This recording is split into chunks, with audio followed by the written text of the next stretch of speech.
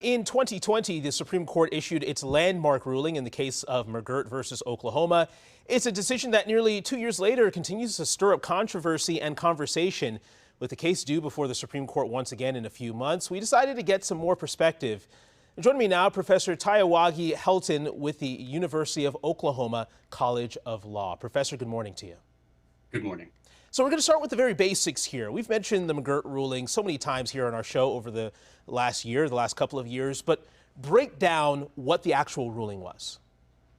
Sure. The actual ruling in McGirt answers just a simple question. Was the Muskogee Creek Reservation disestablished by Congress? That is, after it had been established, was it dismantled as a legal entity? And the court, in following a rule clearly articulated in 1984 in a case called Solem versus Bartlett, and then unanimously reaffirmed in an opinion by Justice Thomas in 2016 in Nebraska versus Parker, the Supreme Court said that that rule applies and that at no point did Congress complete the termination of either tribal governments, that a determination it made in prior cases, or in this case, did it disestablish the land or the reservation, and therefore the reservation remained Indian country. That's important because if you are in a geographic region or a jurisdictional region called Indian country, that means that the special rules of federal Indian law apply. And in this case, the special rule of federal Indian law was a statute from 1885 called the Major Crimes Act. And that gives federal jurisdiction concurrent with tribal jurisdiction over Indian on Indian crimes committed in Indian country if they were on that list of enumerated major offenses. Okay, appreciate you breaking that down for us. So over the past couple of years, there's been a lot of back and forth between the tribes and between the governor and the state. What has the tribe's position been in the aftermath of this ruling? Well, I would always direct you to the tribes themselves. I'm not a tribal citizen and I don't speak on their behalf, but I would say that for the most part, the tribes have of course welcomed this. It is a rule going back to the founding of the nation that Congress has congressional plenary power over Indian affairs, and that only Congress can change the status.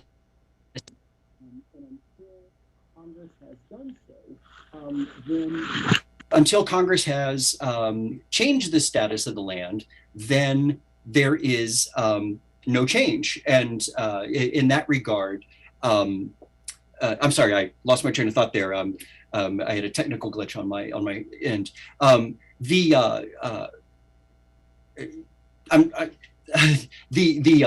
Until Congress acts to change, then the status remains the same. And then, so they were reaffirming that old rule, and then they reaffirmed that more modern rule, expressing the old rule as to how courts can determine whether Congress has exercised that power. And the court said that Congress has not exercised that power. And that means that not only the Muskogee Creek Reservation was not disestablished, but the statutes that purportedly disestablished that reservation, but actually didn't do so, were the same statutes that would have been applied for the other tribes in eastern Oklahoma.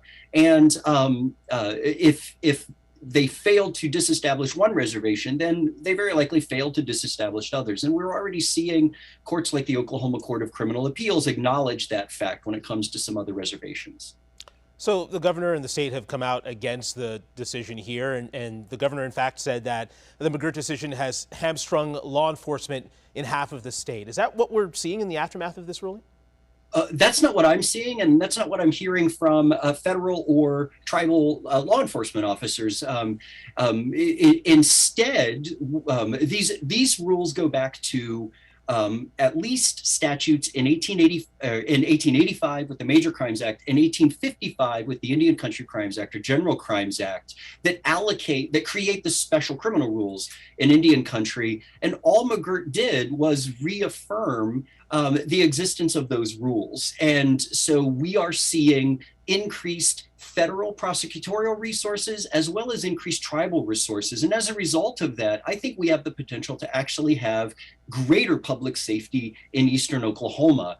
I think one difficulty is that the state seems to be viewing jurisdiction as a zero-sum game, so that any gain by the federal government or any perceived gain by a tribal government is a loss for the state, when in reality, just about everybody knew the state was overreaching its boundaries for a very long time. And all the McGirt ruling did was reaffirm the longstanding rule that the state had simply been disregarding for too long. But I do not think we are seeing the parade of horribles, as Justice Gorsuch criticized the state's arguments. We're just not seeing that kind of parade of horribles. And in fact, I think we've got the potential for greater cooperation and more effective public safety in the affected areas.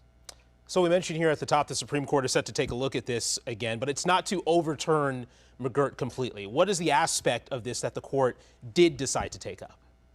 So again, McGirt, they're not reaffirming, or they're not challenging McGirt. That challenge has been thrown out. I think very rightly so. They reaffirmed a very longstanding rule that applies elsewhere in the United States as well as in Oklahoma, and they don't have any need to revisit that ruling. But there's a more recent case that they granted cert on to determine whether the state can have jurisdiction when a non-tribal citizen commits a crime against a tribal citizen in Indian country. In old language, you might have used not citizenship terms, but racialized terms, like, what happens in the event of white on red crime or black on red crime or something along those lines. And the court is looking at whether the state might be able to prosecute a non-Indian who commits crimes in Indian country. I think it's worth noting, though, in 1855, there was no state jurisdiction whatsoever. In 1832, the court had said very clearly that the Cherokee Nation in Georgia was a discrete political community with its own boundaries. And for two reasons, the laws of the state could have no effect: inherent tribal sovereignty and federal supremacy. And so that exclusion of the state continues in 1855 when Congress passes a statute that says that for interracial crimes in Indian country, the federal government will have jurisdiction. But that statute says very clearly that it will not take federal jurisdiction over Indian versus Indian crime. So where the wrongdoer in Indian country is not a tribal citizen, then the federal government steps in. That's been true throughout Indian country since 1855. And by affirming that we are in Indian country, all it means is that those individuals would be prosecuted at the federal level rather than at the state level, which is perfectly consistent with 2.5 centuries of federal Indian law jurisprudence. So we expect arguments in this case in April and then a ruling by the summer. Depending on what happens here, what do you see for the future for the entire McGirt decision, whether the court decides to limit how broadly it applies or not? Where do you see things going after that? It is always a dangerous game to try to predict what courts will do. It troubles me that we are in an era where I think it's widely thought that the membership on the court determines what the law will be, and I think the rule of law matters, and that hopefully we can have greater faith in the court. But at present, it's hard to say what direction the court will go in terms of whether it will expand McGirt or not. But I think it's worth noting that, these cases were not brought by the tribes. The tribes have been working rather hard to cooperate with their federal and state partners. We don't have a system of bilateral federalism. We have a system of trilateral federalism in which 3 sovereigns, tribes, the federal government, and the states work together. And the tribes have been, uniformly endeavoring to work well with their state and federal partners. But the difficulty is that the state had been pushing or overreaching its boundaries, and individual criminal defendants in defense of their own liberty, raised these questions. So this was not a jurisdictional fight invited by any tribe in the state of Oklahoma. Instead, the state exceeded the boundaries that are clearly articulated in federal law, and individual criminal defendants raised this in appeals or in habeas petitions. So I think what you'll see is that the tribes will continue to try to ensure good health and public safety, and that they will continue to try to work with their partners. We actually saw an analogy to this. In 1976, the state was arguing that there were no tribal governments in eastern Oklahoma. And in a case called Harjo versus Kleppe, the court said, no, that's not true, that Congress imagined someday that would be true, but they never completed that process. And in fact, they had consistently reaffirmed the existence of tribal governments. And the state disregarded that ruling and fought tooth and nail for 15 years to resist the idea that there were any reservations or any tribal governments or Indian country in eastern Oklahoma. And they lost twice before the U.S. Supreme Court. And finally, in 1993, Justice O'Connor in Sack and Fox versus the Oklahoma Tax Commission said that, yet again, the state brings this argument that there's no without a formal reservation, there's no reservation in Indian country. Yet again, we reject it. Finally, that secure statement of tribal rights led to 15 years of negotiations on compacts like tobacco, gasoline, and automobile taxes.